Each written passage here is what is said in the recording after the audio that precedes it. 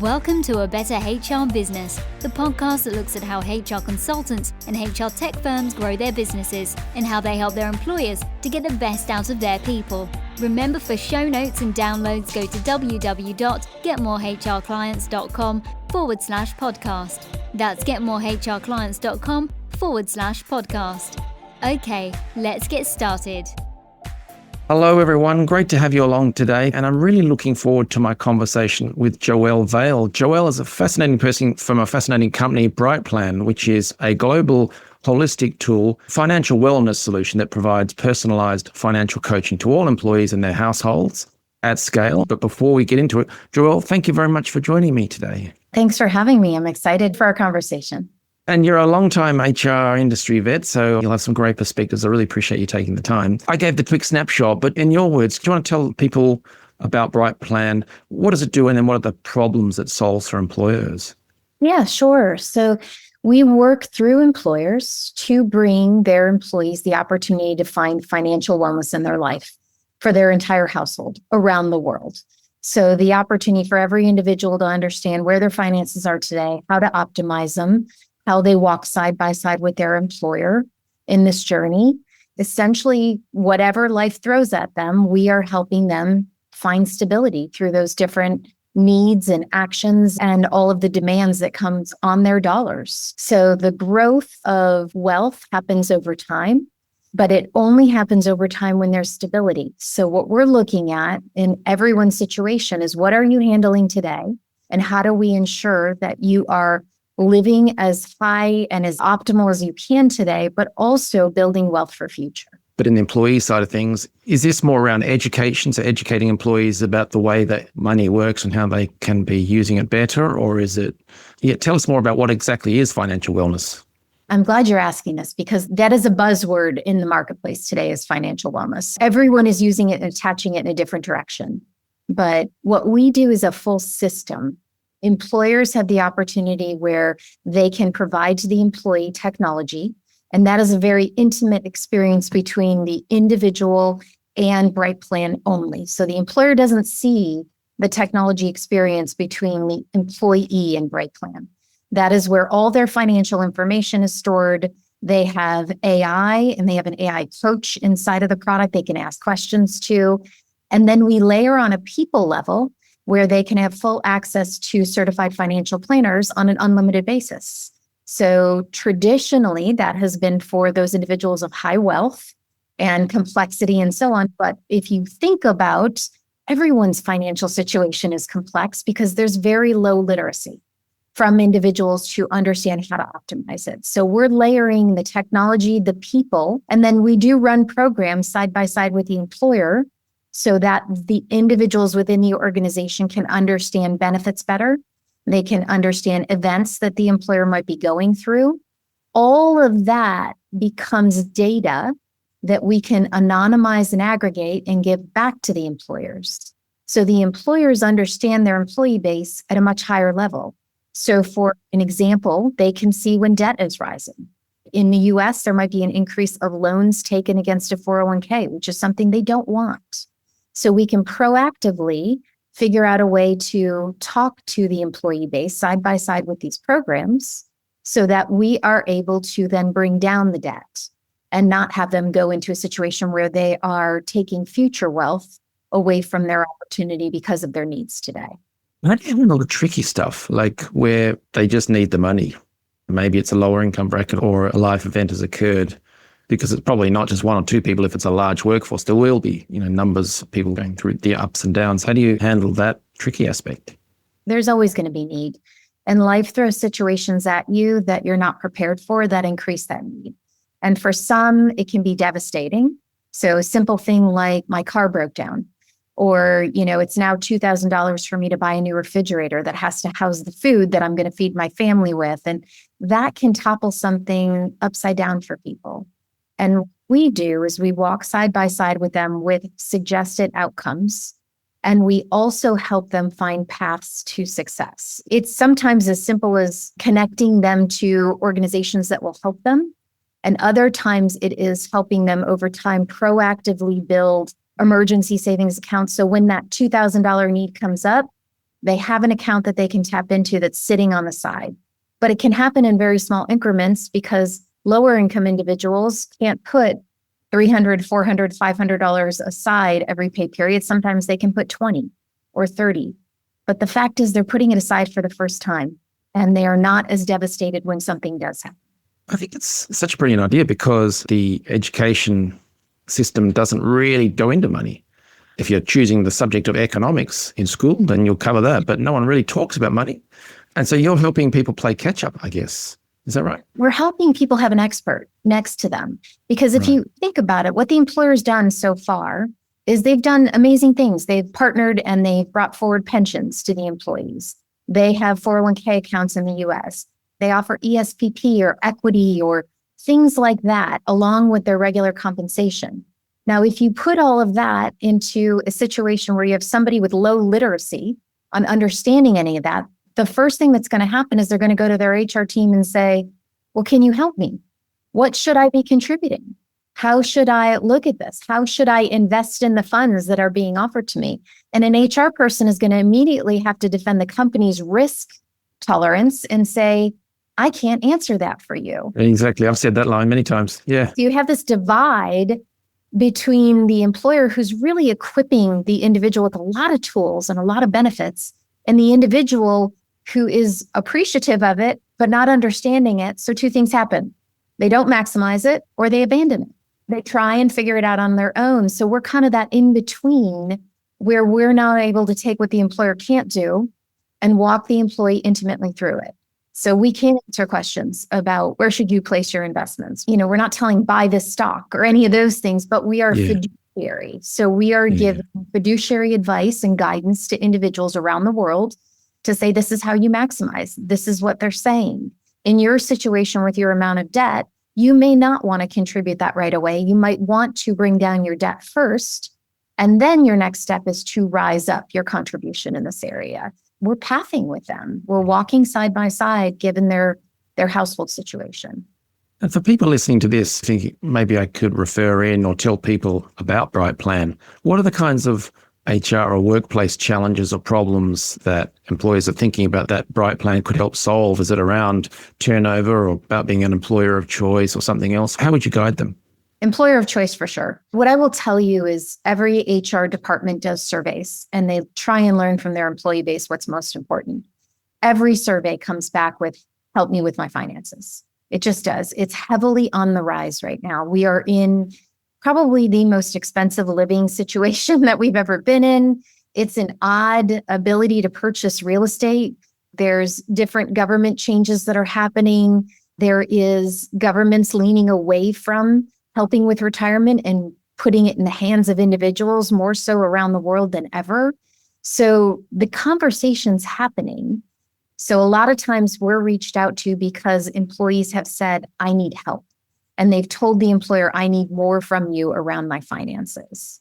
Yeah. In return, what we can prove to the employer over time, there's a higher retention rate that happens within the employee base. So we have actually monitored our businesses over time. We have 35 to 55 higher retention from individuals using the product than individuals that are not. We can show an increase in emergency savings. So they are prepared for those life events because it's when the life event happens that they become unstable.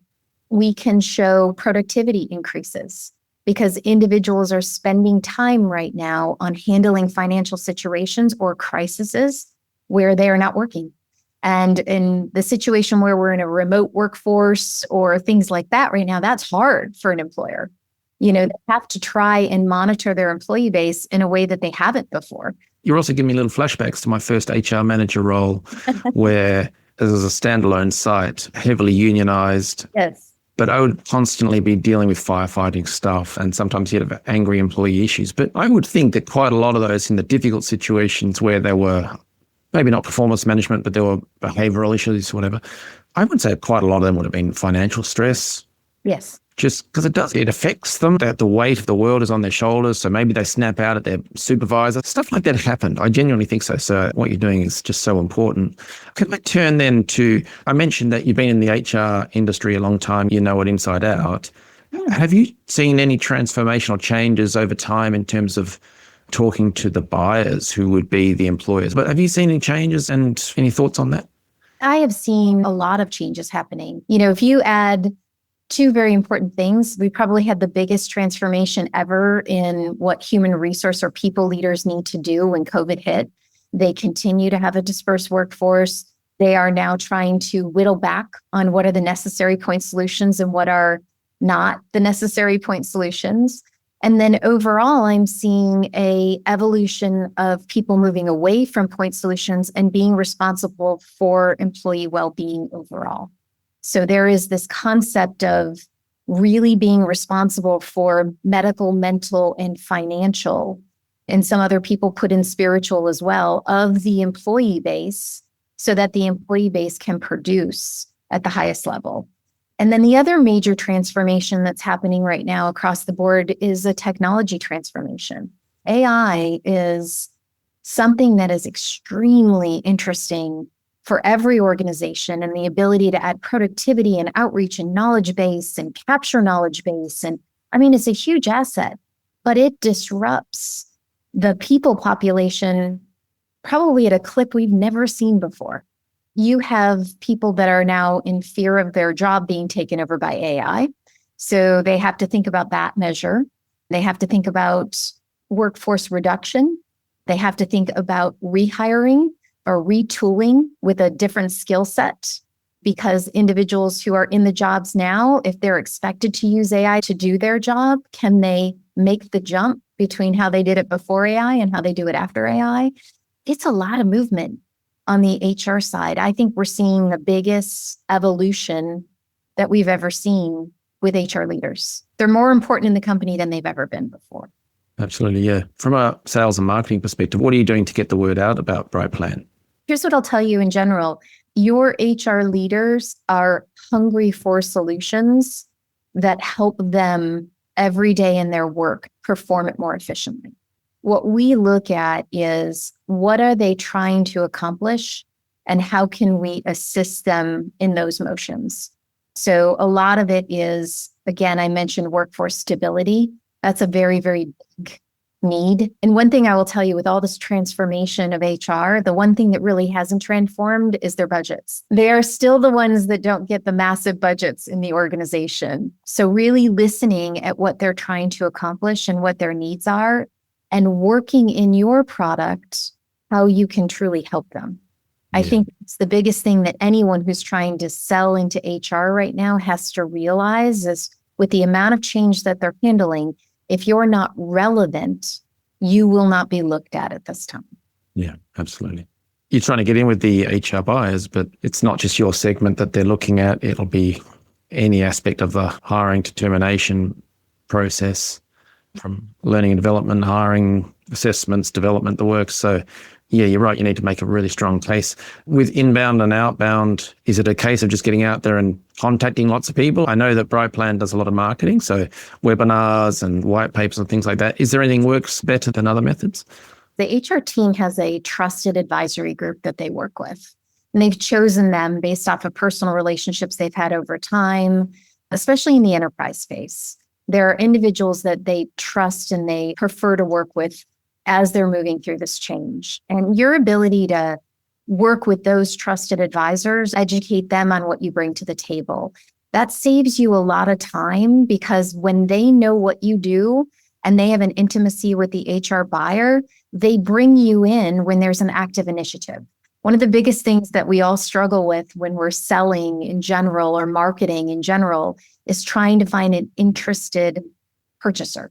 So if you can work within the network of the HR advisor, which we've had a lot of success partnering with that network, and then having the network really understand what we do, providing them success and case studies, understanding, and a willingness to run programs and pilots with them, the exposure, and then the proof points and the data on the back end make it a no-brainer when you start looking at them choosing whether or not to bring it on a grander scale into the organization. Yeah, definitely. I've seen lots of companies use pilots, both in the consulting and the technology space, I will say. It's a great way to get in especially with a big company, because if you can go in and do one location, get some data back and show how it changed, then you just go to the next division or whatever, or next location with the same logo and say, we're already in your company helping you guys.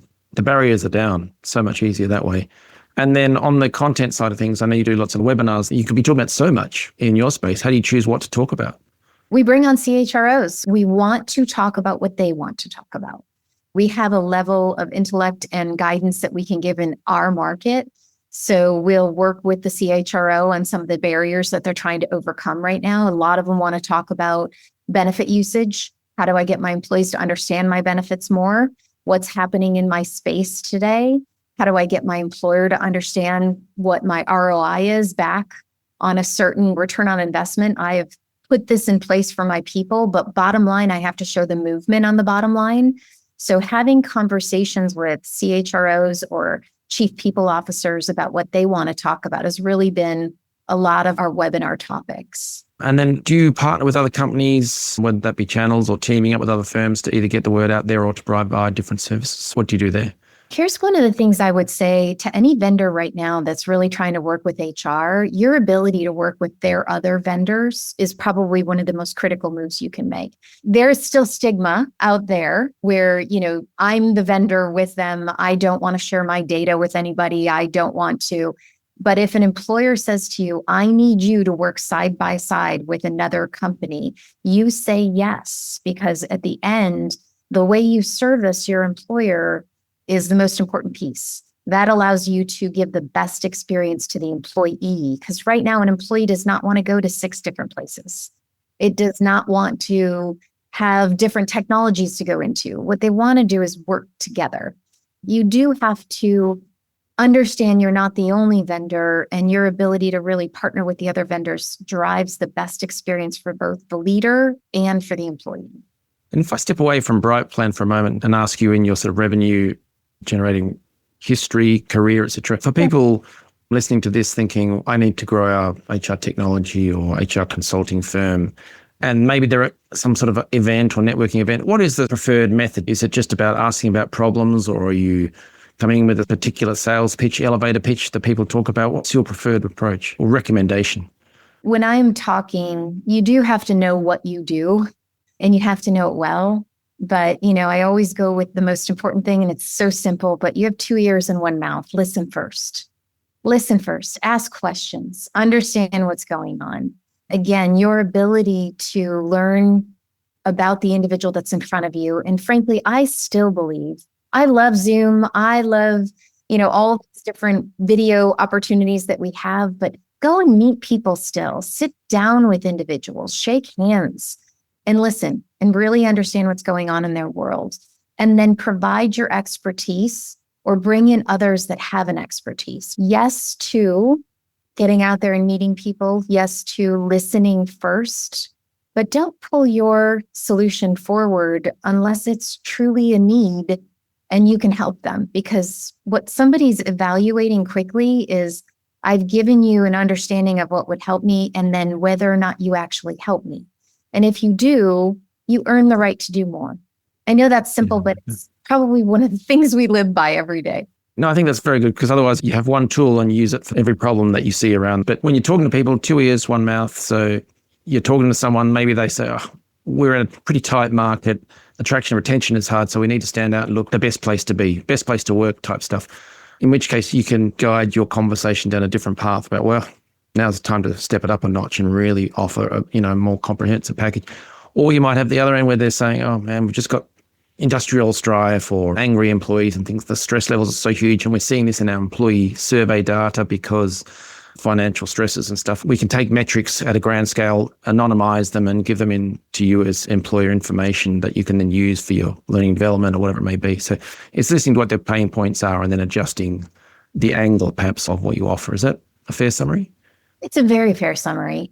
And then the opportunity to really challenge them. So if I'm talking to you and you're giving me a problem and you're helping me understand the problem more, a lot of times I can challenge you on a different way of thinking, because a lot of people, again, I mentioned earlier, have not been able to give the intimate conversation down to an employee around finances.